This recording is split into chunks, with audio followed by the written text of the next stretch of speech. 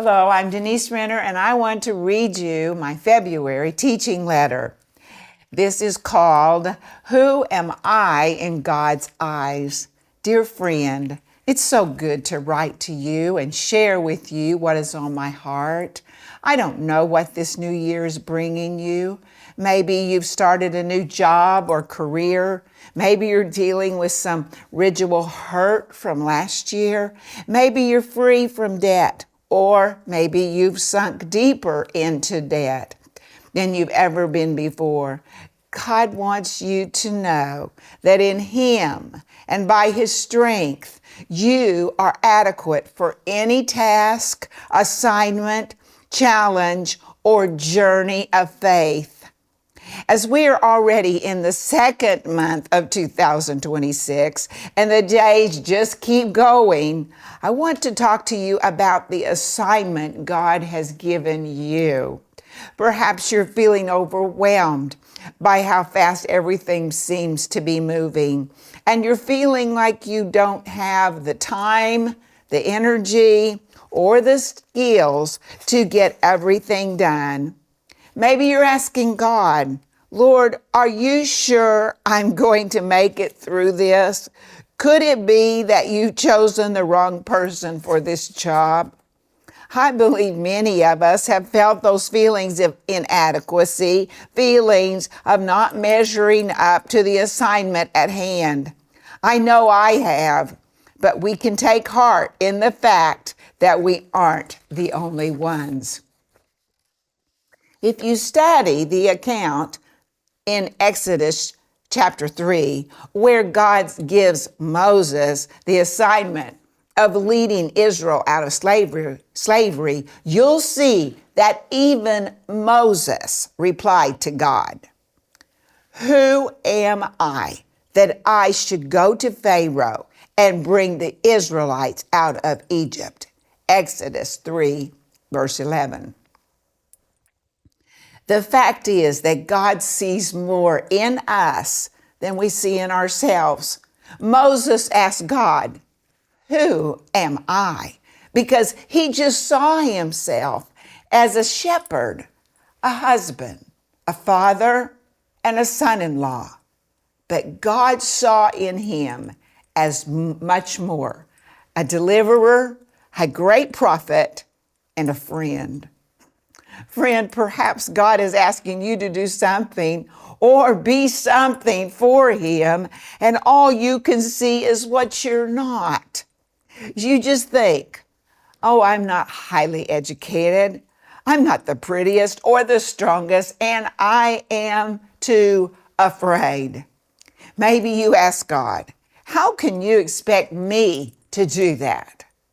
Who am I to start a new business or teach a class or form a Bible study?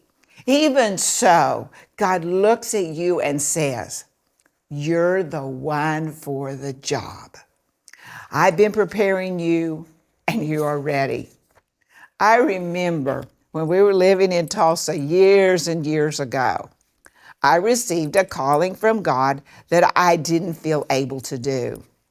Rick was ministering on the road most of the time, but I had returned home to give our boys the stable home life that they needed. And it was during that time that God started speaking to me about starting a Bible study for women at the church. You see, I had never went to Bible school. I was never trained to be a Bible teacher.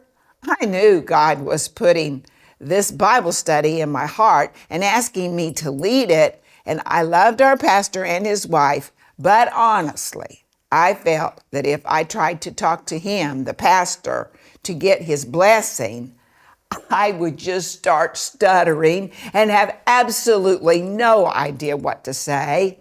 I imagined that as I approached him, he would instantly see I was just so stupid and not equipped. That's really how I saw myself at that time. I talked to Rick about it, and he suggested that I take the pastor and his wife out to dinner after church by myself, without my husband at my side, to talk about it. I was so scared that it took me 2 weeks to get up the nerve to even ask them. Finally, I did gather the courage to ask them, and they accepted my invitation. With all the nerve I could muster, I sat at the dinner and shared what was on my heart. And to my surprise, after I shared, the pastor simply said, "Oh, sure, Denise, that sounds great. Could you pass me the butter?" I had been seeing myself all wrong. I had seen myself as weak, stupid, inadequate, and far from confident. But God saw me as a capable, strong leader of those women, and that it was what He demonstrated in and through my life as I led a very successful Bible study for the following 2 years. Today, I have my own television program that reaches a potential viewing audience of 100 million. But I wonder what I'd be doing today if I had said no to the Bible study that was years ago. Friend, when God asks you to face a new Pharaoh, you may say, "Who am I?" But God says back to you, just as He said to Moses, "I will be with you." Exodus 3, verse 12. God isn't putting any confidence in your flesh. He's looking at the deposit of Himself in you to do the job. When thoughts of inadequacy and inferiority come to your mind, you have to realize that they are from the devil, and he is a liar. Jesus Christ paid the price so you and I could grow in whatever way we need to. He was beaten until his friends wouldn't have been able to recognize him, and he hung naked and bleeding on that cruel cross for us. He didn't do all that so we would just stay bound up with fear that we aren't good enough. He was setting us free.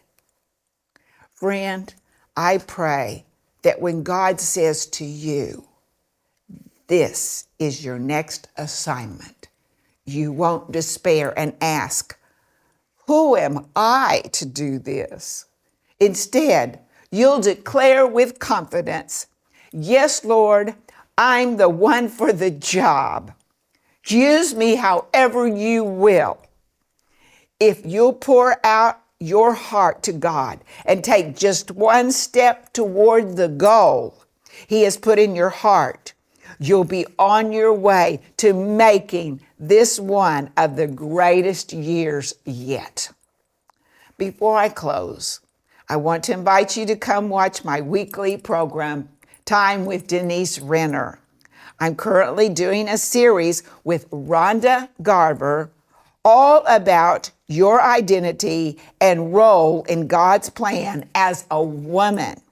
And if you need help seeing yourself the way He sees you, I really believe this series will encourage you. You can watch Monday at 7 a.m. Central Time on both Facebook and YouTube, or on just Facebook Wednesdays at 12 p.m. Central Time. You can also find my teachings anytime by visiting renner.org or my YouTube channel.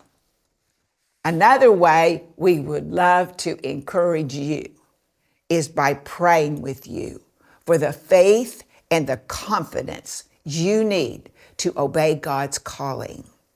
Our team is available weekdays, 8 a.m. to 5 p.m. Central Time by phone. And you can call 1-844-473-6637 or email denisesocial@renner.org. And we would love to stand with you through anything that's happening in your life. Never forget that you are very capable, created to make a difference in this lost and hurting world. We are moving forward together. Denise Renner.